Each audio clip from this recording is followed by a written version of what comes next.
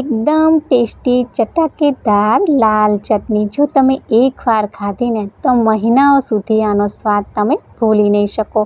તો અહીંયા મેં લીધા છે 4 નંગ ટામેટાં, એકદમ લાલ કડક અને ફ્રેશ. તેની સાથે લીધા છે 5 સૂકા લાલ મરચાં, 2 મેં તીખા લીધા છે, તેની સાથે 3 મોળા લીધેલા છે. હવે આ રીતે આપણે મરચાંમાંથી ડીટીયાનો ભાગ કાઢી લઈશું અને પછી શું કરીશું કે આ રીતે ટામેટાને વચ્ચેથી 2 ભાગમાં કાપી લઈશું અને પછી એક કઢાઈને ગેસ પર ગરમ કરવા મૂકીશું અને તેમાં ઉમેરીશું 1 થી 1.5 ગ્લાસ જેટલું પાણી અને પાણી ગરમ થાય એટલે આ રીતે આપણે ટામેટાને મૂકી દઈશું. તો બધા ટામેટાં મૂકી દીધા.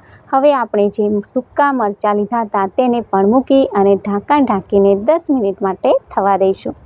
અને હવે 10 મિનિટ પછી ઢાંકણ ખોલીને જોઈએ ને તો ટામેટાં આપણા થોડા ઘણા સોફ્ટ થઈ ગયા છે. તો આ રીતે તેની સાઈડને ચેન્જ કરીશું અને ફરીથી આપણે આને ઢાંકણ ઢાંકીને 1 મિનિટ માટે થવા દીધા. અને હવે તમે જો કે ટામેટાં એકદમ સરસ મજાના ચડી ગયા. તો બસ હવે આપણે આને એકદમ ઠંડા થવા દઈશું અને ટામેટાં ઠંડા થઈ જાય પછી આપણે ટામેટામાંથી છાલને અલગ કરી લઈશું. તો આ રીતે આપણે બધા ટામેટાની છાલ કાઢી લીધી. સૂકા લાલ મરચાં મિક્સર જારમાં ઉમેરી અને પછી ઢાંકણ બંધ કરી અને સરસ મજાની ચટણી ગ્રાઇન્ડ કરીશું. અને હવે આ સરસ મજાની ચટણી રેડી થઈ ગઈ. તો આ રીતનું એક નોનસ્ટિક પેન ગેસ પર ગરમ કરવા મૂકીશું. તેમાં ઉમેરીશું 2 થી 3 ચમચી જેટલું તેલ. તેલ ગરમ થઈ જાય એટલે તેમાં ઉમેરીશું આપણે લસણની પેસ્ટ, સાથે ઉમેરીશું આદુની પણ પેસ્ટ. તો અહીંયા મેં અધકચરું લસણ અને આદું વાટીને લીધેલા છે. હવે આ રીતે લસણ અને આદુને સારી રીતે સાતળી લઈશું.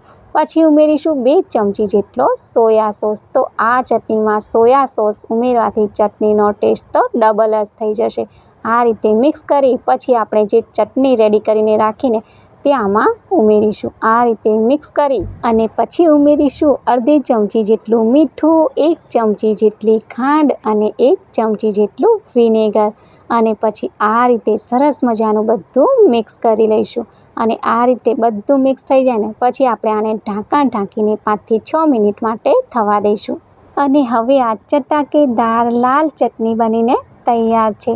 આ ચટણીને તમે ગરમા ગરમ મોમોસ સાથે ખાશો ને તો બહુ જ ટેસ્ટી લાગશે.